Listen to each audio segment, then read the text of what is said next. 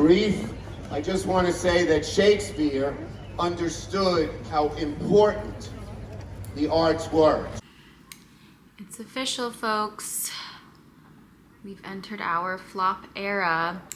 I actually can't speak for you, and I'm guessing that you are completely not in a flop era, but I am. As an example, I was supposed to get a haircut and color today. Thought my appointment was at 2. Turns out it was at 12. Yeah, that was really fun. It was so much fun to have to figure out how to reschedule that. So I got my hair colored today and I'm gonna get it cut the next day, which I usually wouldn't care that much, but I'm going to a wedding and so, life. But I thought, what is a flop era for, if not content? And I have a selection of books, which are going to be my flop era TBR choices. This is kind of in no particular order, but here I have There's No Such Thing as an Easy Job by Kikuko Tsumura. Several people have read this and I feel like I've seen really good reviews. In general, it's read before you burn out. I don't know if this is a before situation, but we're gonna read her. We're gonna see what she's up to. After that, this is a book that a friend lent me, and I just have several other books that she's lent me, so I need to get a couple of these off of my list. And so, The Sociopath Next Door by Marta Stout, PhD. I think it just explains and goes into like sociopathy and what it's like. I talked to my friend about it because I was like, ooh, is this kind of just like being critical of people who are, I don't know if neurodivergent would be the term, but is it like being kind of critical of people who are neurodivergent and sort of fear-mongering around them? And she said that that's not how she felt when reading it. So I think maybe just the like marketing of the book might be that way, but the actual content isn't so aggressive. Next up, I have Ngũgĩ wa Thiong'o, The River Between. As far as I understand, this is just like a discussion of like Christianity and colonialism and like the two combining together in Kenya. And I just feel like this will be something that's nice and like cerebral and very thought-provoking. And I think that's just like a great distraction, right? Like if you're in your flop era, you need a good, you know, thought-provoking distraction. This I just picked up because I started it, The Ninth Building by Jingzhi, and I just picked this up obviously because of the International Booker nomination, and I had started it, but then I kind of got into my summer reading plans and this sort of just wasn't there.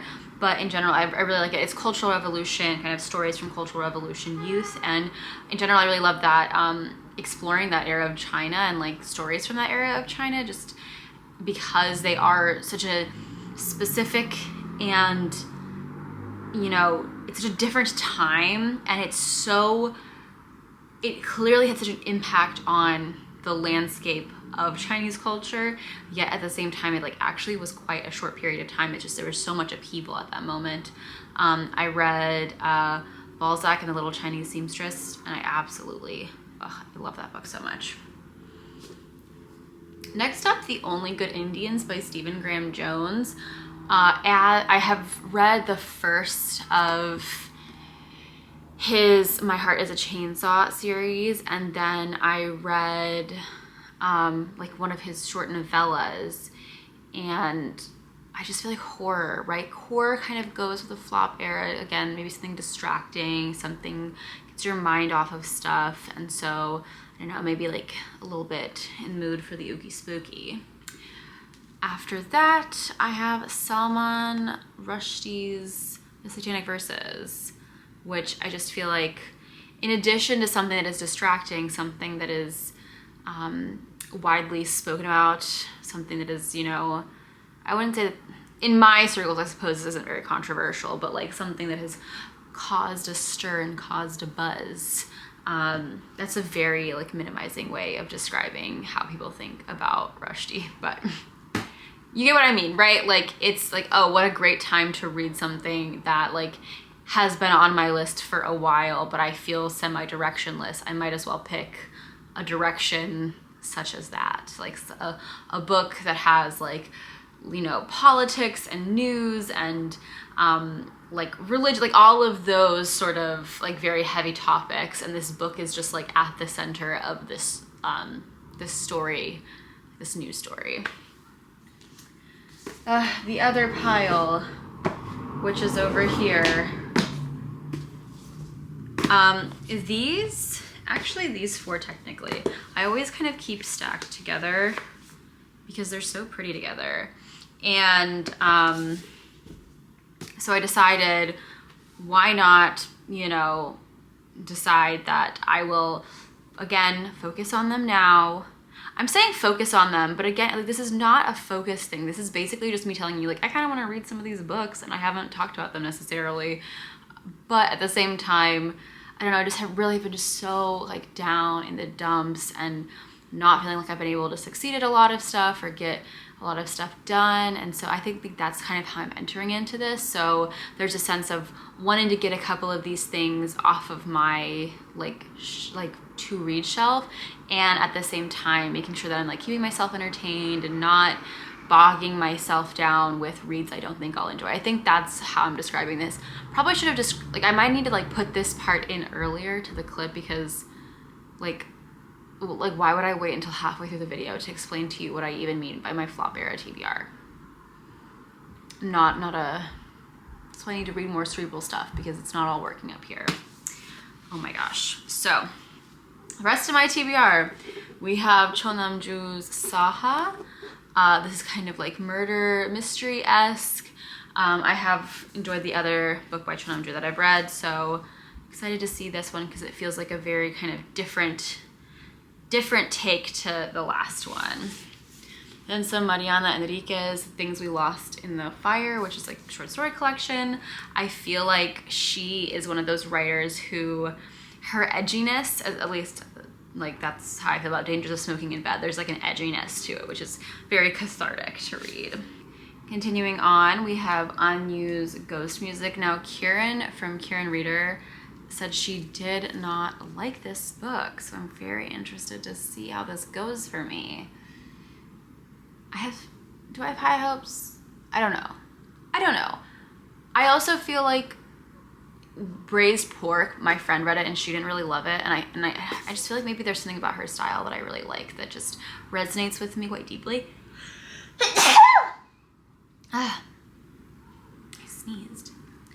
Yeah, I think there just might be something about her style that resonates with me quite deeply, even if it's not, you know, everyone's cup of tea. But I have not read this book yet, so I have no ability to say one way or another. This is Aseroe, I think, by Francois, Dominique, and look how pretty it is. I think the cover is so beautiful. But the reason why I want to read this is because it's one of my few, if not maybe my, no, it's not my only remaining, it's one of my few remaining Providence reads, and so I would like to get to it. It's also quite short, but yes, also I do think there's like a beauty to this that kind of plays into it. It sort of matches the aesthetic of the books that I would like to read, so I'm kind of coming at it from that angle as well. And then, oh my gosh, I can't show this because there's a lot of like phone numbers written in here, and like I'm not about to do that to people, but this is a book that my aunt has lent to me, Patrick Radden Keefe, and it's Empire of Pain, The Secret History of the Sackler Family. But yeah, so my friend actually is currently reading this book, and she's a really big fan of his writing, and I think it'd kind of be cool to like read this book and connect with her on it. And the two of us were discussing kind of some of our thoughts on like pharmaceutical companies and creating need and taking advantage, and the idea of like both providing like a general good to people, like pain relief and pain management is like absolutely a necessity, but at the same time, like as a company, you have like a need and a desire to increase profit and to kind of get more people using your product. And so like if you have something that is by its very nature habit forming, the kind of ethical implications of that. And I'm very excited to kind of read this book and learn more about that. It like intersects with so many of my interests, and also, like I said, apparently he's a very fabulous writer. But yeah, that is it. This was just kind of a quick TBR. I'm kind of excited. I did a short previously, and I might do like a longer video at some point. I don't know when exactly I would do this, but I kind of want to do something wherein like I look at my TBRs and then I review them. I could also do a like just similar to the short that I did previously, just a short in a couple months, seeing like, have I actually finished any of these books? Did any of them actually get read?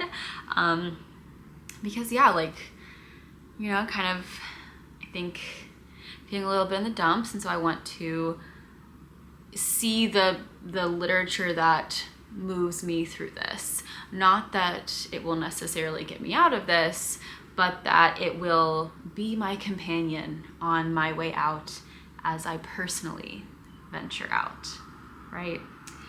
And to end, I haven't done this in, I feel like such a long time. I feel like there's so many of my videos I keep forgetting to mention my currently reading. And currently I'm reading 2 books, but the primary one, actually currently I'm reading like 2 audiobooks and 2 like physical copies, but I will just call out one, and that is Mieko Kawakami, All the Lovers in the Night, which is one of my women in translation picks. And like I said, fits into, I think, the kind of aesthetic of some of the books that I've chosen. Anyway, that is it for this video. I hope you enjoyed this. Let me know of any books that have accompanied you through a flop era, and hopefully if you're in one as well, we can get through this together. Thank you so much for watching, and I'll see you next time. Bye-bye.